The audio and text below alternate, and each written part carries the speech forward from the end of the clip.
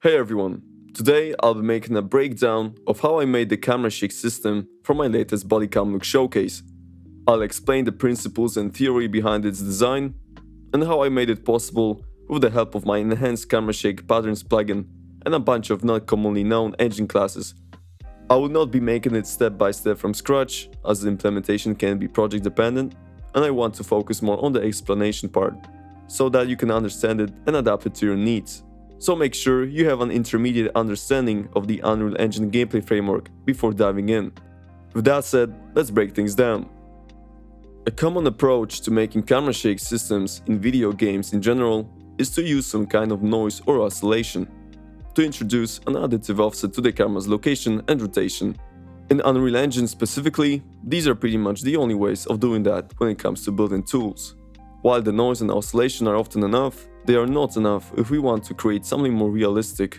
As to make things realistic, we have to model it how it occurs in the real world. That might be different depending on what kind of scenario we want to model. In this video, I'll do bodycam camera shakes, but handheld or iVision scenarios can be modeled similarly with this reasoning. So, one core aspect that ties all these scenarios together is a footstep. A person with a bodycam or with a camera in his hand introduces distinct movements to the camera each time this person's feet get in contact with the ground. We can further deconstruct this by categorizing the distinct movements into one introduced by the movement of the body itself, and the vibration caused by the impact of the feet getting in contact with the ground.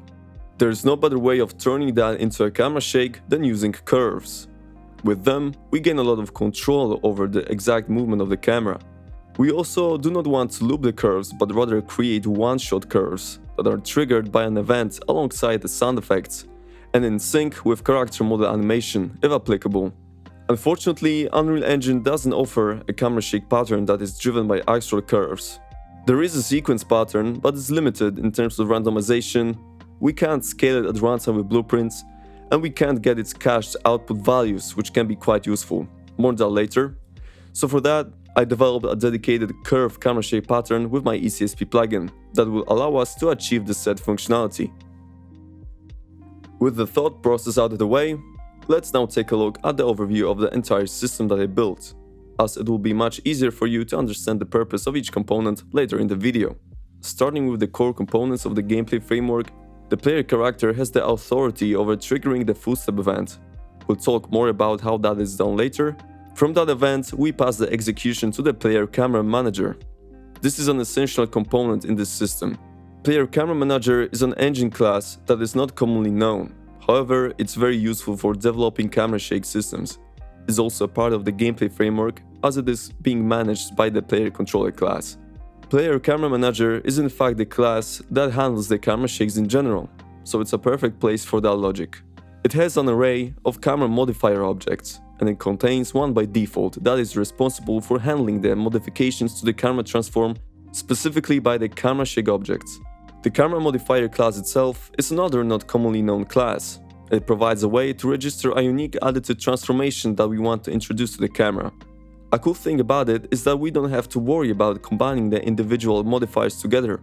The player camera manager does that for us, and each camera modifier can essentially introduce its own override to the camera transform, and all overrides are later combined together to determine the final position of the camera. We take advantage of that here by creating a custom modifier that introduces a modification to the camera's roll rotation based on camera's velocity to create a leaning effect. Speaking of camera's velocity, we need to know how fast the player's camera is rotating in each direction. Again, Unreal doesn't automatically calculate that, so it has to be done manually. Fortunately, it's not complicated, and I encapsulate the logic into a reusable component that is simply being instanced here in the player camera manager class directly. If you watched my previous tutorial about bodycam-look, that's the same component we used there for animating the IMPERFECTER's overlay effect offset. I provide this component as a free resource, so you can find a link to download it in the description. Now, when it comes to the camera shake objects themselves, there is one for introducing the footstep movement, made with the ECSP curve pattern, and there is a second one for introducing continuous procedural variability to the movement as a second layer, to make the camera shake more organic. This one is made with ECSP Perlin noise.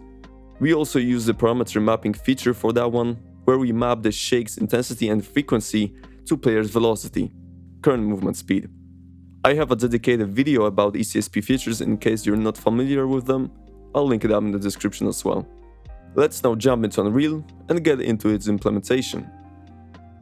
Here you can see all the blueprints that make this camera shake system. Before proceeding to recreating this implementation yourself, make sure you have a player character with a player controller and you downloaded the camera velocity component and copied it into your project's content folder. Then you can create a blueprint of type player camera manager, as well as a blueprint of type camera modifier, and two blueprints of type camera shake base. I'll go through each component and dive deeper into what I've done in each. Let's start with the player controller, as it required the least setup. As you've seen on the overview, player controller instances the player camera manager, so it needs a proper reference to the class it will instance. It's controlled by this player camera manager class field in its class defaults, and it has to reference our dedicated player camera manager class. That's gonna be it for the player controller in terms of that system, so let's move to the player character. Couple of things I did in terms of the character setup here is I adjusted a bunch of properties in character movement component to slow down the character's acceleration and braking deceleration, to get rid of sudden starts or stops in movement. The following properties related to that are max acceleration, use separate braking friction, and braking deceleration walking. Feel free to play around with these values to find something suitable for your project. Another thing I did is I wrapped the first-person camera with a spring arm. What it does is it allows for a camera rotation lag, which smooths the camera rotation motion. It has a target arm length of 0, 0 offsets, and has a use pawn control rotation property set to true. Enable camera rotation lag, as I mentioned, set to true, and the speed is set to 15. When it comes to the camera itself, it's attached in a way that the spring arm is its parent, and use pawn control rotation is disabled on the camera. It's crucial to set it that way, otherwise the spring arm might not work correctly. Let's take a look at the event graph now. First things first, I did a very basic sprint functionality that simply adjusts the max walk speed of the character movement components on key press. Also, an important thing to note here is that ideally you should have your target movement speeds decided before implementing this camera system, as we will refer to these two values quite often inside the player camera manager class. I use a speed of 150 for walking and 400 for sprinting, but obviously this is gonna vary from project to project. Now getting into the actual camera shake system related code, here's the extension of begin play execution wire where I cache a reference to our player camera manager class, so that I can route the footstep event call to it later. And below, I create a footstep timeline and play it from start. This timeline is responsible for calling the main footstep event in a scalable way. It is a looping timeline with a length of 1 second and an event track with a singular keyframe at the beginning. So it essentially fires up this execution pin every second, checks if the character is moving and if it's not in the air, and if so, it then invokes the main footstep event. The main footstep event itself is a custom event created in the character blueprint. And as I previously mentioned, it routes the execution to the equivalent event in the player camera manager class and plays a sound effect. That's the event where anything footstep related should execute. Now, the reason I use the timeline to invoke an event at a time interval instead of a regular timer is because we can grab a reference to that timeline and change its play rate dynamically via event tick.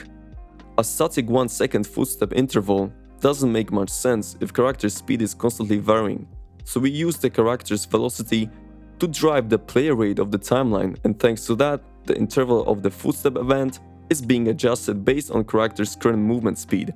We do this by grabbing the horizontal length of the character's velocity and mapping it to a desired range to form a play rate factor. The speed of 150 resolves into a play rate of 1.45, and it linearly increases with the speed up to a value of 2.6. So the interval between footsteps is getting shorter the more the speed of the character increases. Finding good player rate values is a process of trial and error, and seeing what footstep interval feels the most natural for the given character speed ranges.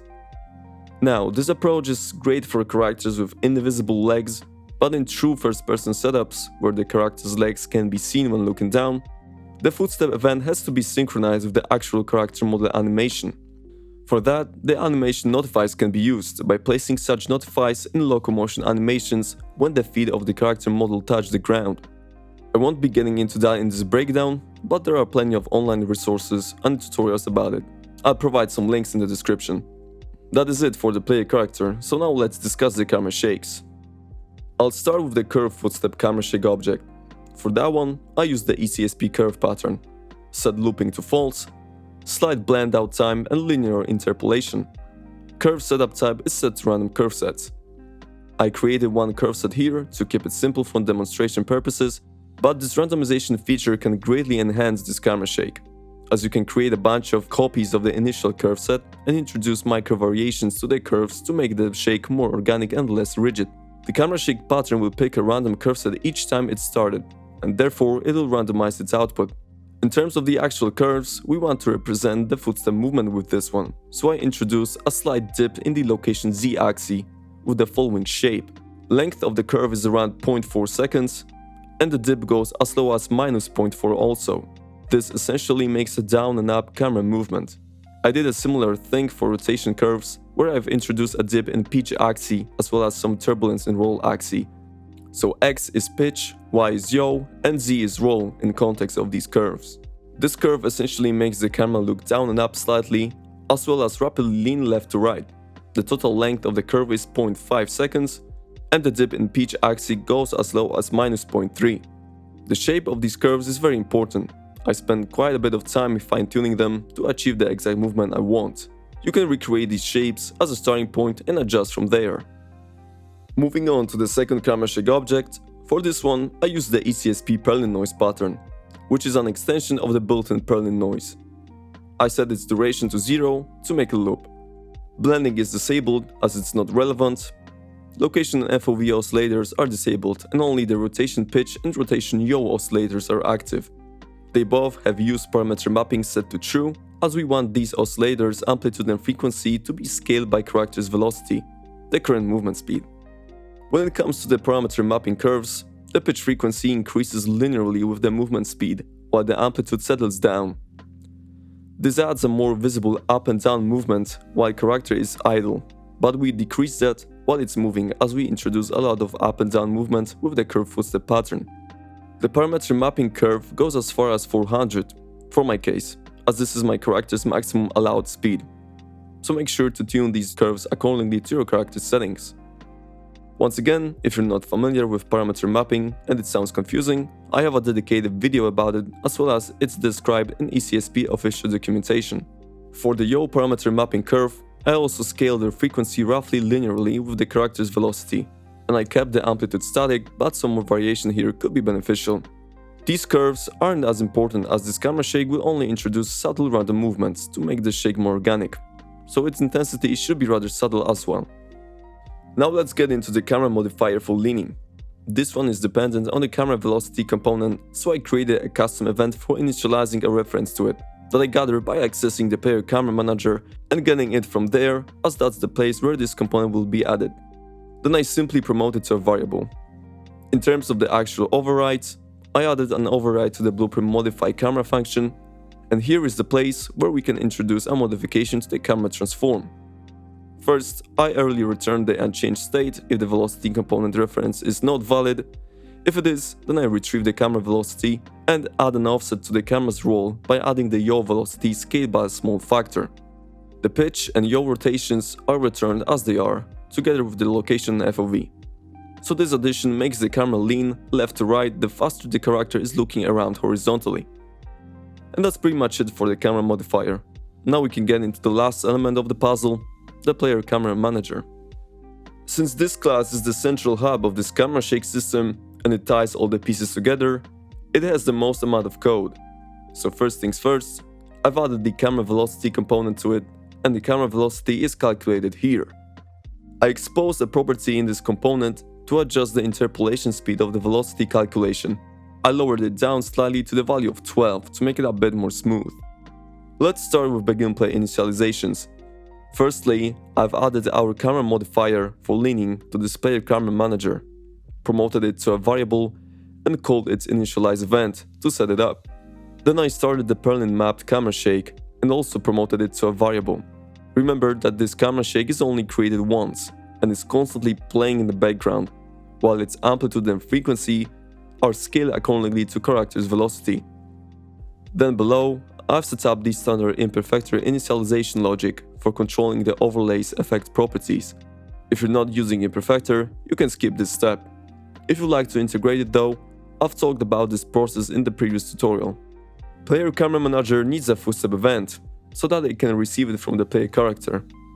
I called it Start Footstep Camera Shake, and I simply start the curve footstep camera shake when it gets triggered. I also promote it to a variable to reference it later. Now moving to the event tick, I cache the delta time and do some basic validation. Then I proceed to retrieve the cached output values of the curve footstep camera shake. This is a function from ECSP interface that gets called on the root shake pattern to retrieve the values that this camera shake pattern produced. I promote the location and rotation outputs to a variable to access them later. The reason I do it in a dedicated step is because the curve footstep camera shake might not be valid if it hasn't been started yet.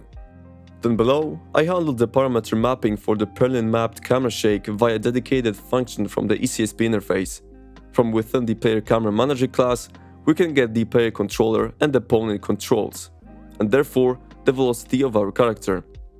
We pass this value as the mapped parameter for all oscillators in the Perlin mapped camera shake to scale its amplitude and frequency accordingly to the parameter mapping curves. I also use the character's velocity to scale the intensity and speed of the curve footstep camera shake itself. It has to be done manually by modifying the shake global intensity and speed multipliers, as parameter mapping is only available for oscillator-based patterns. Since there are no mapping curves for this, we have to map it directly here. Again, that's a process of trial and error of seeing what feels natural. I decided to scale the intensity from 0 to 6.5 in the entire movement speed range of my character for rotation curves, and additionally apply the 1.2 multiplier to that for the location curves. To ensure the multipliers do not act too rapid, I enabled the location and rotation interpolation in the interpolation settings for intensity global multipliers. I repeated the process for speed multipliers, but this time I avoided any aggressive scaling and mostly just slowed down the curve's full walking speed. This was a subtle change, so I decided to not interpolate that value.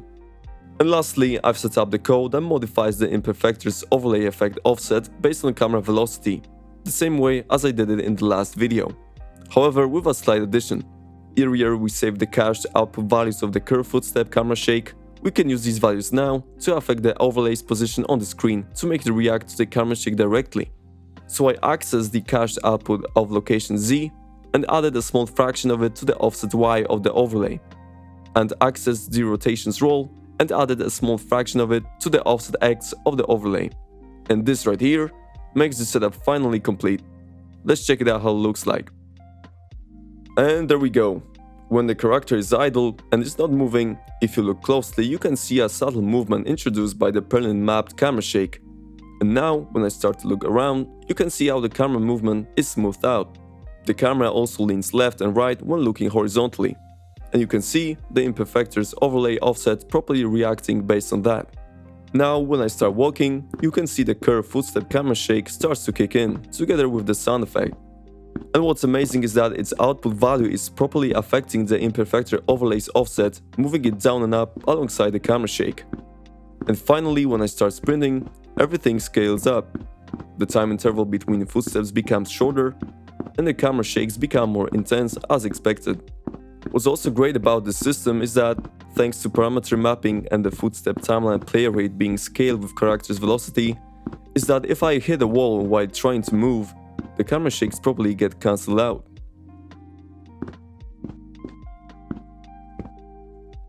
So overall, I think this approach is really great and feels very good if tuned properly. Also, it is very extendable, and I barely scratched the surface with the amount of camera shakes shown in this video. You can introduce more variations, dedicated camera shakes for left and right foot separately, and more camera modifiers for different purposes. So I hope you find that breakdown useful and have fun experimenting. Thank you so much for sticking around. All the relevant links are in the description, and as always, I'll see you in the next one.